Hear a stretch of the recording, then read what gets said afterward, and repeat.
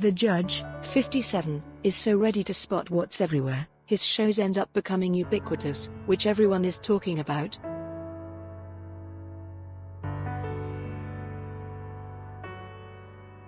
It's impossible to imagine 90s television without its flagship hits, Beavis and Butt-head and King of the Hill, the former satirizing the worst of youth culture, the latter tenderly portraying the Gen.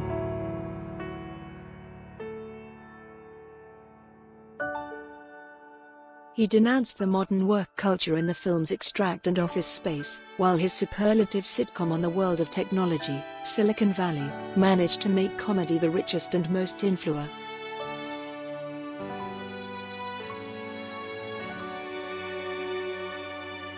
It was so fashionable that Bill Gates, a superfan of the show, recommended it to his fellow colleagues as a professional tool. If you want to understand Silicon Valley, look at Silicon Valley, EWR.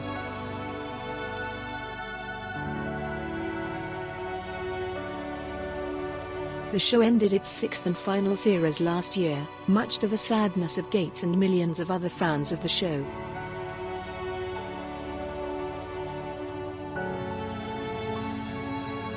The judge insisted that it was the right time, but he felt a touch of regret when he read the recent debacle with WeWork and realized that he could not integrate the space startup office that lost by.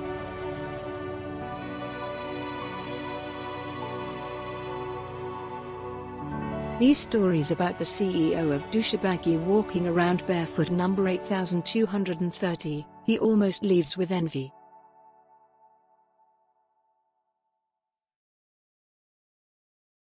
But these days, it's Judge's 2006 film, Idiocracy, that fans cite the most.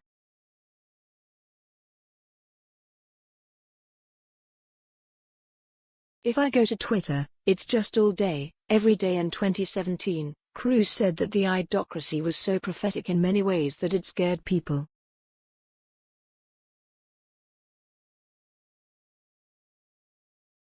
He was not mistaken. In Idiocracy, the Secretary of State is sponsored by the fast food chain Carl's Jr.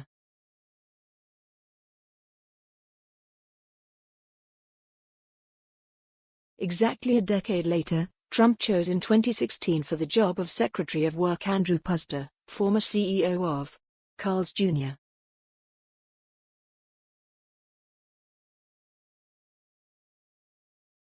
Puzder eventually withdrew. I certainly hear a lot about Idiocracy.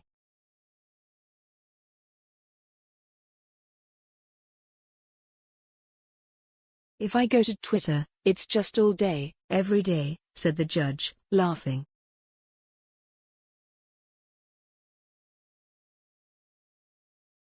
Someone is going to post a clip and I will say, huh, it's kind of like now.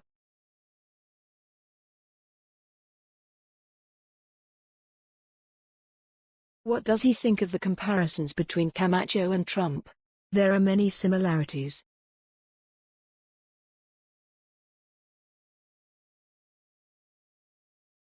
But Camacho has more charisma. Judge's latest project is, entirely for him, completely disconnected from the zeitgeist, and that was a huge relief for him.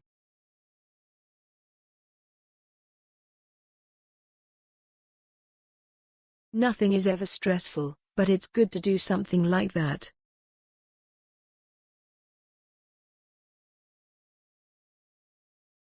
There was no one to breathe in our necks to hurry up and make a documentary on funk.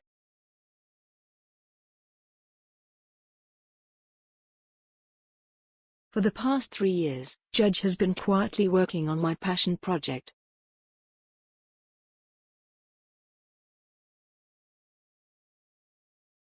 While making Silicon Valley, Judge created the first series of Mike Judge Presents, Tales from the Tour Bus, released in 2017.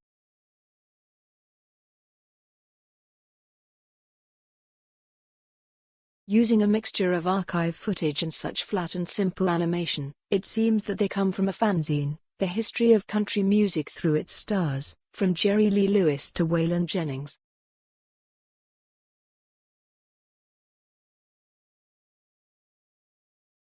The Judge's method follows Elmore Leonard's advice: forget the parts that readers tend to skip.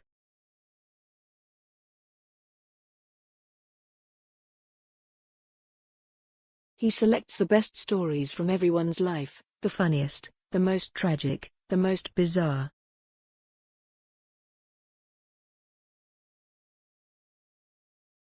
It's like someone is reading you the best pieces from a celebrity's biography, and it's clear that the show was made by someone who loves the subject.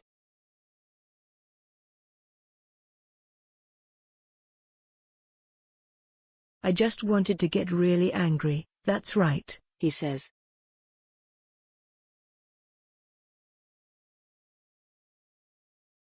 Although Judge tells each episode, most of the story is told by those who knew the musicians best. Number 8211, band members, childhood friends, parents, sharing all of their anecdotes.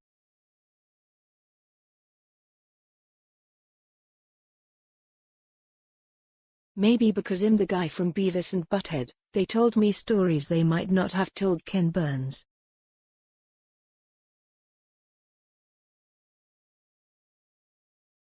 Burns' documentary Country Music was released last year.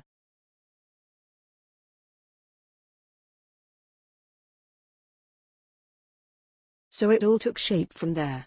For the second series, available for streaming this week, Judge switched to funk. Number 8211, a genre that hardly lacks good stories.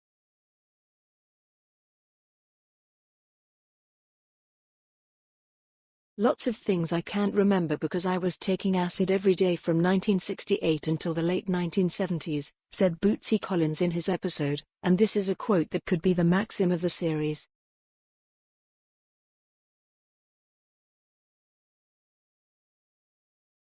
The first episode focuses on George Clinton. Number 8211, and, while it's hard to tell the best story from a musician who's already blown up all his money on a spaceship, Clinton himself tells one who must go.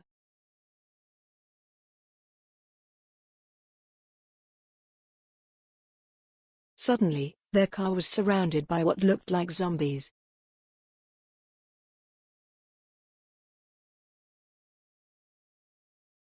Clinton was so scared that he lost control of his bladder.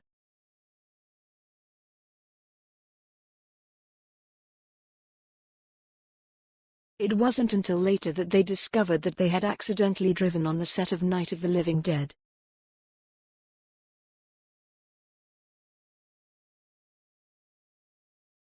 Still think it was weird, says Clinton, quite rightly.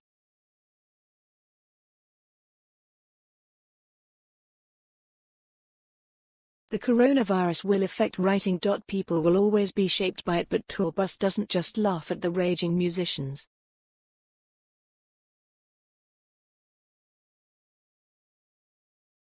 Anyone who mainly knows Rick James from his late appearances on Chappelle's show Number 8211, where he turned into an excessively comical figure with lines like "cocaine is a hell of a drug," ha ha ha. Number 8211.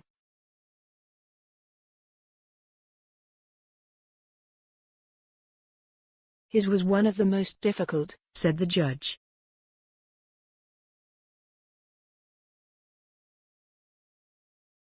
It's always interesting when you watch a documentary and go from laughing at someone to being very sympathetic.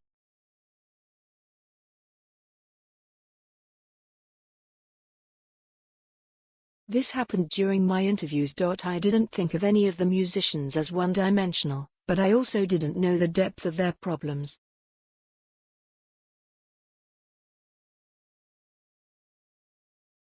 The extraordinary superstar stories may seem like an unlikely project for Judge, someone best known for writing about ordinary people and their ordinary frustrations at work.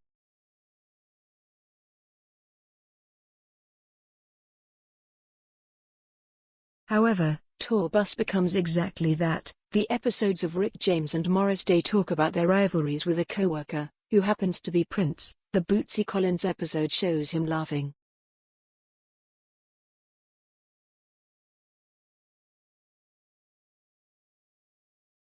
This is what jumped out at me. These people. Number 8211, I grew up seeing them as mythical superhuman rock stars.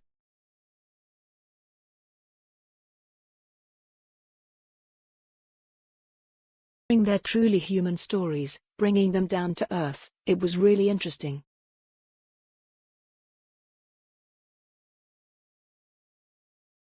The judge was born in Ecuador, where his father worked for a non-profit organization.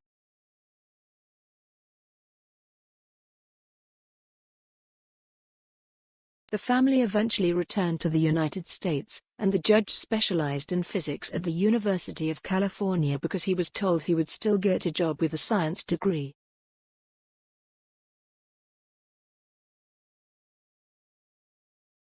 But the world of work quickly turned out to be overestimated.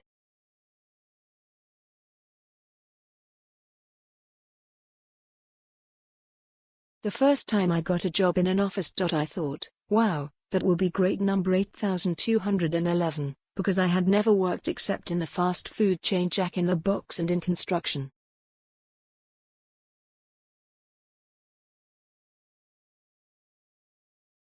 But I thought to myself, it's not great number 8211, in fact, it could be worse.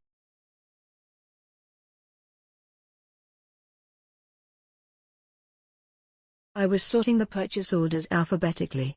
So my brother, a friend who was a manager at Burger King, and I started talking about the strangeness of the workplace.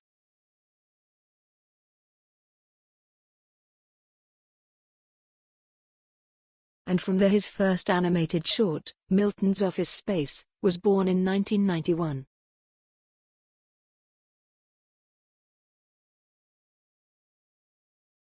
It eventually became the film Office Space. A year later came another animated short, Frog Baseball, which became Beavis and Butt-head.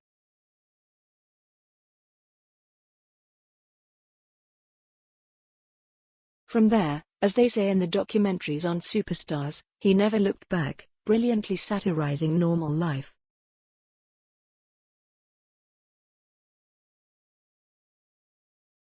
But will he still be able to make television shows about normal life when normalcy has been so disturbed?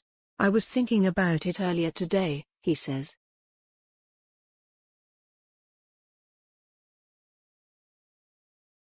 I was watching a movie and every time people shook hands, I said to myself, stop. Go away. So I think it will affect writing, and people will be forever shaped by it, as it was with the Great Depression.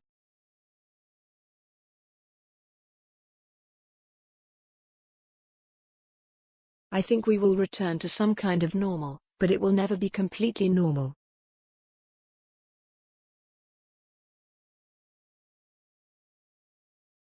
He pauses. And that, said the man who made a living by showing how abnormal normal is, could be quite interesting.